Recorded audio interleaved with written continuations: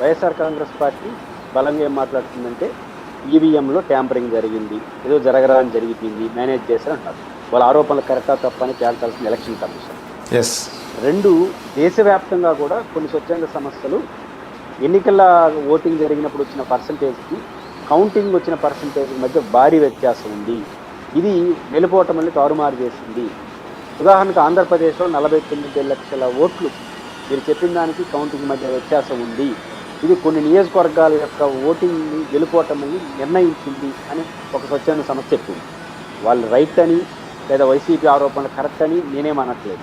కానీ ఎన్నికల నిర్వహణ పట్ల ఎవరికి ఏ అనుమానం వచ్చినా దాన్ని పరిష్కరించాల్సిన బాధ్యత ఎలక్షన్ కమిషన్ది. ఎందుకంటే ఎలక్షన్ కమిషను అన్నది మనం, మీరు, నేను, దేశ ప్రజలందరూ 5 ఏళ్ల పాటు ఓటేస్తున్నామంటే మన భవిష్యత్తుని వాళ్ళ చేతిలో పెడుతున్నాం. రాష్ట్రంలో ముఖ్యమంత్రి, దేశ ప్రధాని నా భవిష్యత్తుని చేసి పెట్టే ఓటుని నిష్పక్షపాతంగా ఎట్లాంటి అనుమానం లేకుండా తీర్చాల్సిన బాధ్యత ఎలక్షన్ కమిషన్ది. కాబట్టి నాకు అనుమానం వచ్చినప్పుడు ప్రతి అనుమానాన్ని తీర్చాల్సిన డ్యూటీ ఎలక్షన్ కమిషన్. నిజానికి ఇట్లాంటి అనుమానాలు వచ్చినప్పుడు ఛాలెంజ్గా తీసుకోవాలి ఎలక్షన్ కమిషన్. 2014-19 ప్రాంతంలో అనుమానాలు దేశవ్యాప్తంగా ఎలక్షన్ ఈ ఈవీఎంల పైన వచ్చినప్పుడు ఛాలెంజ్ చేసింది ఎలక్షన్ కమిషన్. ఎవరైనా తీసుకురండి, ఏ ఎక్స్పర్ట్ అయినా తీసుకురండి, మేము డెమో ఇస్తాం, మీకు ఈవీఎంల పనితీరు పైన నిరూపించుకుంటామని ఛాలెంజ్ చేసింది. చాలా అఖిలపక్ష పార్టీలు వెళ్ళాయి, డెమో ఇచ్చారు, నిరూపించారు. అది బాధ్యత, ఛాలెంజ్గా తీసుకోవాలి. ఇప్పుడు వైఎస్ఆర్ కాంగ్రెస్ పార్టీ ఒక విమర్శ చేస్తాను ఈవీఎం పనితీరు పైన. రెండో వైపు ఒక స్వచ్ఛంద సంస్థ ఓటింగ్ జరిగిన దానికి కౌంటింగ్ మధ్య తేడా ఉంది, ఆంధ్రప్రదేశ్ 49 లక్షలు ఉన్నాయని చెప్పారు. ఇప్పుడు ఎలక్షన్ కమిషన్ ఏం చేయాలి? అది తప్పని నిరూపించాలి. నిరూపించడం ద్వారా ప్రజల విశ్వాసాన్ని పొందాలి, ఛాలెంజ్గా తీసుకోవాలి, మీకు నమ్మకం ఉంది కాబట్టి. అయితే ఇక్కడ ఆంధ్రప్రదేశ్లో కాంటెంపరీ చూసినప్పుడు యాజ్ పర్ ఎలక్షన్ నామ్స్ ప్రకారం కొన్ని అనుమానాలు ఎలక్షన్ కమిషన్ మీద వస్తున్నాయి. నెంబర్ 1, ఎలక్షన్ కమిషన్కి విజయనగరం సంబంధించిన చంద్రశేఖర్ గారు వెళ్ళారు. వారు చెప్పిన ఈవీఎంలకు సంబంధించినంత వరకు ఛార్జింగ్ పెట్టారు, ఫుల్ ఛార్జింగ్ పెట్టి ఒక 10 గంటలో 12 గంటల చోపు ఓటింగ్ జరిగారు. ఆ తర్వాత బ్యాటరీ ఆఫ్ చేసి 25 రోజుల పాటు పెట్టిన తర్వాత 98% ఛార్జింగ్ ఉంది. ఇది ఎట్లా? ఇది అనుమానానికి తారితీస్తా ఉంది అనేది వాళ్ళ ఆరోపణ. 2, ఇప్పుడు బాలినేని శ్రీనివాసరెడ్డి గారు దాదాపు 5 లక్షల రూపాయలు కట్టి 12 ఈవీఎంల పైన వారు అనుమానాలు నివృత్తి చేయాలని కంప్లైంట్ చేశారు. అనుమానం ఎక్కడొస్తుంది? నివృత్తి ఎలా చేయాలి? ఉదాహరణకు ఆ బ్యాటరీ ఛార్జింగ్ సంబంధించి వారు ఆన్సర్ వాళ్ళు చేయాలి. ఇక్కడ ఒంగోలుకి సంబంధించి స్పెసిఫిక్గా 12 బూతుల్లో వాళ్ళు అన్నప్పుడు 40,000 రూపాయలు ఒక బూత్కి కట్టారు.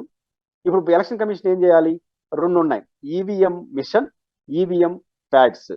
ఈవీఎం మిషన్లో నువ్వు మన ఇద్దరం ఓటేసినప్పుడు మనకి ఏ పార్టీకి ఓటేసినామో ఈవీ ప్యాడ్ రూపంలో 10 సెకండ్లు మనకు కనపడుతుంది.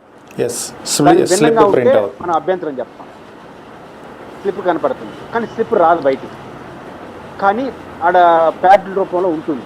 ఇప్పుడు ఏం చేయాలి? సింపుల్గా ఈవీఎంలో 1000 ఓట్లు పోలైతే ఈవీ ప్యాడ్లో కూడా 1000 ఓట్లే పోలు కావాలి. తేడా వస్తే ఏదో తప్పు జరిగినట్టు లెక్క. At the same time EVM మిషన్లో మీకు 40 ఓట్లు, నాకు 40 ఓట్లు, ఇంకోవరకు 100 ఓట్లు వచ్చుంటే ఈవీఎం ప్యాడ్లో కూడా అట్లే పోలు కావాలి. వైసీపీకి ఎన్ని ఓట్లు పోలైనాయో ఈవీఎం మిషన్లో ఈవీఎం ప్యాడ్లో కూడా అట్లే ఉండాలి. తెలుగుదేశంకి ఎన్ని ఓట్లు పోయి ఇవన్నీ ఉండాలి. తేడా వస్తే తప్పు జరిగినట్టు. దాన్ని సరిదిద్దాల్సిన బాధ్యత ఎలక్షన్ కమిషన్. ఇది వైసీపీ కోరుకుంటుంది. ప్రజలకు అనుమానాలు పోవాలంటే ఇదే పరిష్కారం. ఇప్పుడు మేము ఈవీఎం మిషన్ మళ్ళీ డెమో ఇస్తాను అంటే అర్థమేముంది? సమస్య తప్పు. ఇక్కడ ఆరోపణలు ఏమొస్తున్నాయి? నేను ఆరోపించట్లేదు, మీరు ఆరోపించట్లేదు, ఒక పార్టీ ఆరోపిస్తుంది. ఈవీఎం మిషన్లో నేను ఓటేస్తున్నాను, నాకు ఈవీ ప్యాడ్లో ఏమో నేను వేసిన వాడికి చూపిస్తూ ఉంది, ఆ మిషన్లో ఏరే వర్కౌట్ అవుతా ఉంది అనేది లీగల్ ఒక అలిగేషన్. లేదని నిరూపించాలంటే మళ్ళీ ఈవీఎం మిషన్ చూపిస్తే కుదరదు.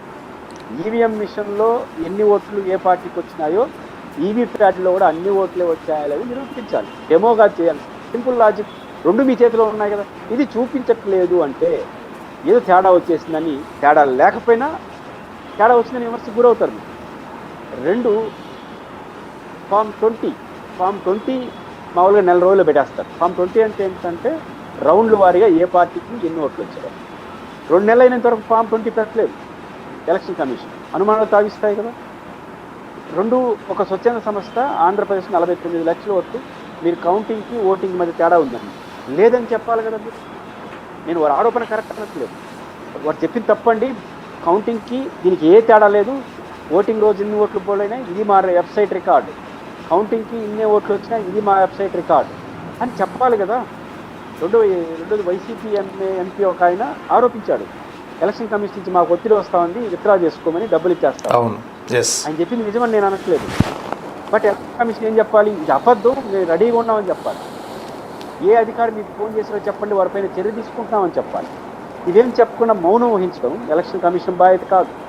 కాబట్టి ఒక స్వచ్ఛంద సంస్థ ఓటింగ్ పర్సంటేజ్కి కౌంటింగ్ పర్సంటేజ్ తేడా ఉందన్న ఆరోపణ అంటే మేము ఎవరు అట్లా చేయలేదని చెప్పాలి.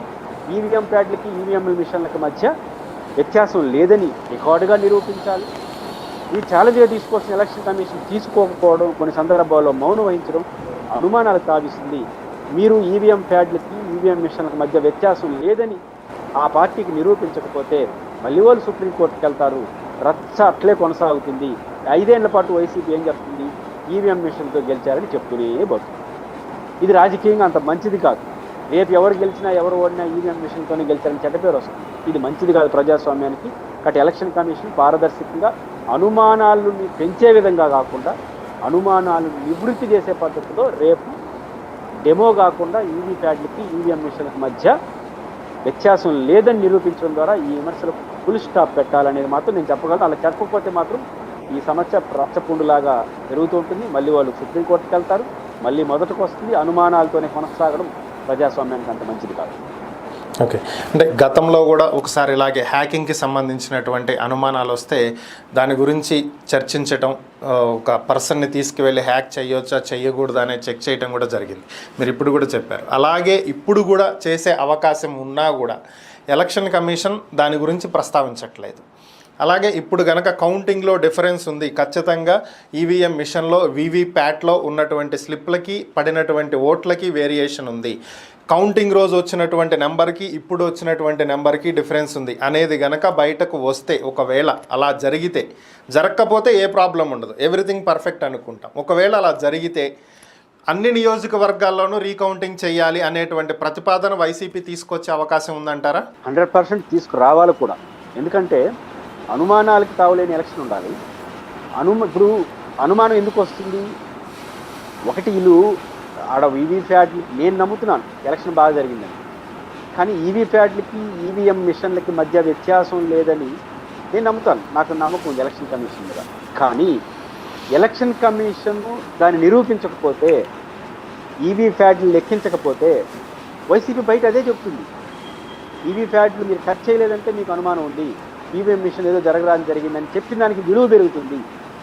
నా పాయింట్ అది. నేను నమ్మచ్చు, మీరు నమ్మచ్చు ఎలక్షన్ కమిషన్. కానీ ఇప్పుడు ఒక రాజకీయ పార్టీ మీరు ఎందుకు ఖర్చులేదు, ఇప్పుడు మనమంతా చెప్తాం అట్లేం ఉండదండి ఎలక్షన్, నేను నమ్ముతున్నాను ఎలక్షన్ కమిషన్ ఏదో జరిగిందని నేను అనుకోవట్లేదు. కానీ రేపు వైసీపీ నాయకుడు ఒకరు నన్ను అడుగుతాడు, నమ్మేనప్పుడు మీరు నమ్ముతున్నారు కదా, ఎందుకు ఈవీప్యాడ్లు చూడట్లేదు, వాళ్ళ దగ్గర ఉన్నాయి కదా, ఉండేదాన్ని ఎందుకు చూపించలేదు మాకు అంటే నేనేం చెప్పాలి? ఆన్సర్ చేయలేము. కాబట్టి దాన్ని రూఢీ చేయాల్సిన బాధ్యత, దాన్ని పరిష్కరించాల్సిన బాధ్యత ఎలక్షన్ కమిషన్దే, కానీ చేయాలి. కాబట్టి అలా చేయకపోతే ఇబ్బంది వస్తుంది. మీరు అన్నట్టు చేయకపోయినా కూడా మీరు చేసి తేడా వస్తే 175 నియోజకవర్గాలలో వైసీపీ అడుగుతుంది అని మీరు అంటున్నారు. నేనేమంటానంటే కేవలం ఈవీఎం మిషన్కే పరిమితం అయిపోయి ఈవీప్యాడ్లు టచ్ చేయకపోతే 175 నియోజకవర్గాలకు వారు 164లో 111 వాళ్ళు గెలిచినారు కదా, 164 అసెంబ్లీ మరియు 21 లోక్సభ నియోజకవర్గాలు డబ్బులు కడతారు. 6 నెలల వరకు టైం ఉందని అంటున్నారు, నేను చూడలేదు. అప్పుడు ఏం చేస్తారు, సింబాలిక్గా ప్రతి నియోజకవర్గంలో 1-2 కడతారు, ప్రతి చోట ఎంపిక చేయమంటారు. కాబట్టి రేపు 164 అసెంబ్లీ, 164 అసెంబ్లీ, 21 లోక్సభ నియోజకవర్గాల్లో వైఎస్ఆర్ కాంగ్రెస్ పార్టీ ఎప్పుడు కడుతుందంటే 40,000 రూపాయలు కట్టాలి ఈవీఎంకి. కడుతుందంటే మీరు రేపు ఈవీఎం మిషన్లకి ఈవీప్యాడ్లకి తేడా లేదని ఈ రెండిట్లో నిరూపించేస్తే వైసీపీ దాని జోలికి వెళ్ళదు. నిరూపించకపోతే 2 స్టెప్పులు తీసుకుంటుంది వైసీపీ. నిరూపించకుండా కేవలం ఈవీఎం మిషన్లకే పరిమితం అయితే కూడా 2 స్టెప్పులు ఏం తీసుకుంటుందంటే, నెంబర్ 1 కోర్టుకి మళ్ళీ అప్పీల్ చేస్తుంది, మాకు అనుమానాలు ఉన్నాయి చూపించమని. 2 164 అసెంబ్లీ 120 కడతారు, 6 నెలలు టైం ఉంటే కట్టి మళ్ళీ కోర్టుకి వెళ్తారు. కాబట్టి ఇది పెద్ద సమస్యగా మారకుండా ఉండాలి అంటే అది ఎలక్షన్ కమిషన్ చేతిలో ఉంది. అది ఈవీ ప్యాడ్లకి ఈవీఎం మిషన్ల మధ్య వ్యత్యాసం లేదని నిరూపించడమే. ఈ రెండిట్లో నిరూపిస్తే రిస్క్ తక్కువ, రాజకీయ రచ్చ తక్కువ, అనుమానాలు ఉండదు. కానీ ఈ రెండు మీరు రిస్క్ తీసుకున్నారంటే మొత్తం వ్యవహారం పెట్టుకుంటుంది. నాట్ ఓన్లీ ఆంధ్రప్రదేశ్, దేశం అంతా సమస్య అవుతుంది, బీజేపీకి కూడా సమస్య అవుతుంది. కాబట్టి ఖచ్చితంగా ఎలక్షన్ కమిషన్ వ్యవహరించే తీరును బట్టి వైసీపీ స్టెప్స్ ఉంటాయి.